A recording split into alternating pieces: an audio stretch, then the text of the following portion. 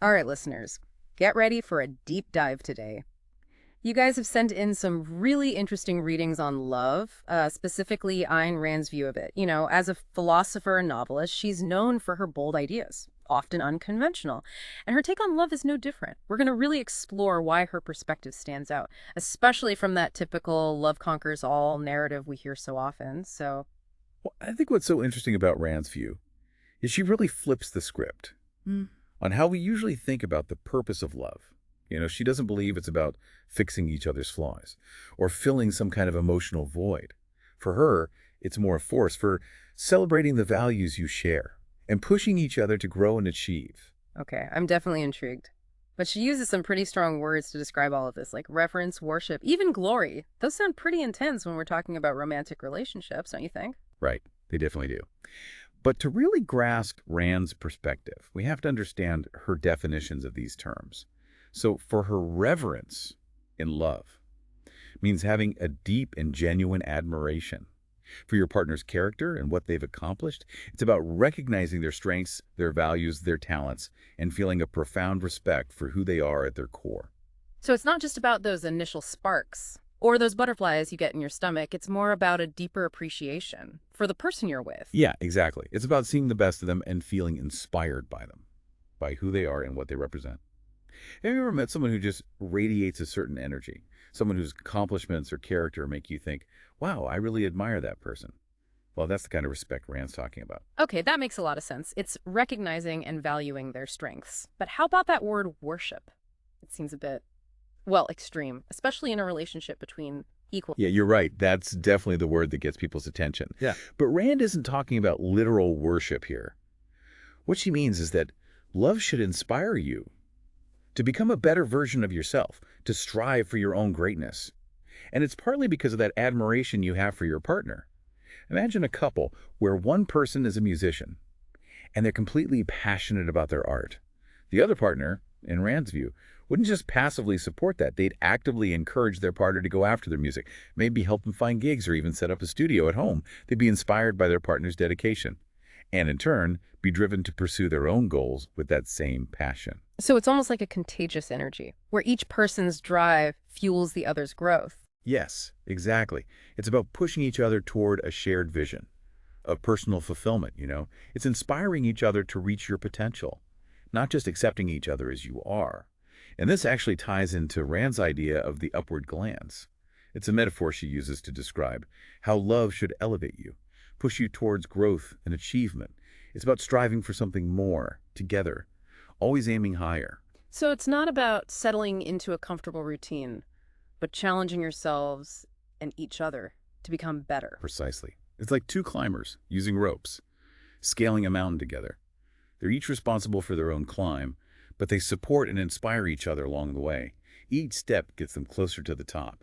And that view from the summit, that shared accomplishment, makes the whole journey more meaningful. I can definitely see how that view of love could be so motivating and empowering, but it seems like it demands a lot of strength and a willingness to push yourself beyond your comfort zone. Absolutely. And that's where things get even more interesting. We've been talking about this unique perspective on love from Ayn Rand and how it really emphasizes individual strength, that mutual inspiration, and that drive for personal growth. But it makes you wonder how this philosophy works when things get tough, when life throws those inevitable curveballs.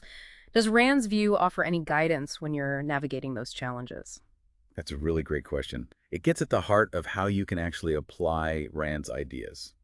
In real life situations, it's easy to talk about shared goals and upward glances when everything's going smoothly. But what happens when one partner experiences a setback, like losing a job or having a health crisis?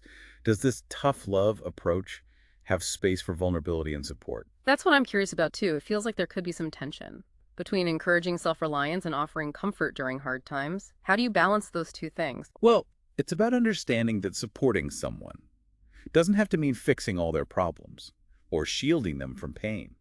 Remember, Rand's philosophy is all about individual agency and resilience. So instead of saying, don't worry, I'll take care of everything, a partner who follows Rand's thinking might say, I know this is really tough, and I'm here for you. What can I do to help you get through this? So you're offering support, but still recognizing their ability to handle the situation themselves. Exactly. It's about empowering them to find their own answers and tap into their own strength, instead of making them dependent on you. Think about it this way. Imagine a partner is struggling with a creative block, feeling stuck and discouraged, instead of just saying empty things, or trying to solve the problem for them. The other partner, thinking like Rand, might say, I remember that amazing piece you created a while back. What was it about that process that was so inspiring to you? Maybe looking back at that could help spark some new ideas. That's such a small shift, but it's powerful. You're not dismissing their struggle, but you're reminding them of what they're capable of, encouraging them to find their own way through it. Right, and that kind of encouragement can be so much more valuable than just trying to fix everything. It strengthens their sense of agency and lets them grow from the challenge. It seems like communication is super important in this approach. You need to be clear about your intentions and make sure your partner knows that your support comes from respect and not a lack of empathy. Definitely. And that's where Rand's emphasis on reverence is key. If you truly admire your partner and believe in their strengths, you'll naturally show that belief through your actions and words, even when they're doubting themselves. It feels like this approach takes a lot of self-awareness and emotional maturity from both partners. You need to be secure enough to support without enabling dependence, and be open to receiving support in a way that empowers you, not makes you feel weak. You're absolutely right. That's a really important point. Rand's view of love kind of challenges those traditional power dynamics in relationships. It's not of one person always being the strong one who takes care of the other. It's recognizing that both people have that capacity for strength and resilience. So it's not about needing each other, Yeah. but choosing to be with each other through the good times and the bad. Yeah. And that choice, when it comes from mutual respect and admiration, becomes so much more powerful and meaningful. It's a commitment to supporting each other's growth, Yeah. even when it's messy and difficult. I'm starting to see how this perspective, even though it's demanding, could lead to a much deeper and more fulfilling kind of love. It's definitely a different way of thinking about relationships, one that focuses on individual empowerment. Within a supportive partnership, We've really covered a lot here today, exploring how this philosophy from Ayn Rand can help us through tough times and reshape those traditional ideas about power dynamics. But it also makes you think about the role of love in how we grow and find fulfillment. If love isn't about filling some void or fixing each other's problems, what is it really all about? and that's the question we'll dig into in the final part of our deep dive. Welcome back, everyone. We've been talking about Ayn Rand's ideas about love, and I gotta say, this has been pretty eye-opening for me. It's not your typical lovey-dovey conversation, but it's really got me thinking. It's definitely a unique way to look at love, right? I think that's what makes it so interesting. Rand challenges us to go beyond those traditional ideas about romantic love fixing all our problems or completing us. Absolutely. We've seen how she views love as this force for growth, Yeah. mutual inspiration, and striving for something bigger together. But I'm still left wondering, if it's not about filling a void, then what role does love play in our development? How does this whole upward glance idea actually work in real life? That's the million-dollar question. And it's where things get really exciting with Rand. She believed that one of the most powerful ways love helps us grow is through aligning our values and what we want to achieve. When you find someone who truly gets your core beliefs and your dreams, it can spark this incredible passion to pursue those goals together. It's like having a partner in crime for all of life's adventures. Someone who not only supports you, but shares that vision for the future. Exactly. And that kind of support can be so motivating. It might push you to take risks you wouldn't have on your own. You know, it makes me think about those power couples. The ones who seem to accomplish amazing things together, whether it's building a business or making a difference in their community. It's like they feed off each other's energy and ambition. That's a perfect example. It shows how this type of love empowers both individuals.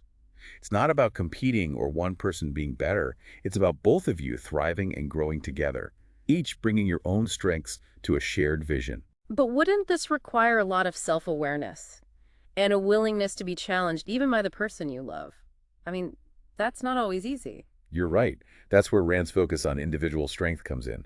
If you're secure in yourself and what you believe, you're more likely to welcome those chances to grow, even if it's uncomfortable or pushes you outside your comfort zone. So it's not about expecting your partner to make you happy or solve all your problems. It's recognizing that love creates the space for growth, but you're responsible for becoming the best version of yourself. Exactly. Yeah. And that's what makes this view of love so empowering. It puts the responsibility for our own happiness where it belongs, on ourselves. This has been such a thought-provoking conversation. We've gone from those unconventional definitions of reverence and worship to seeing how Rand's philosophy can guide us through tough times and inspire us to grow. And I think the key takeaway is that love, real love, shouldn't hold us back or make us settle. It should challenge us, inspire us, and help us become our best selves.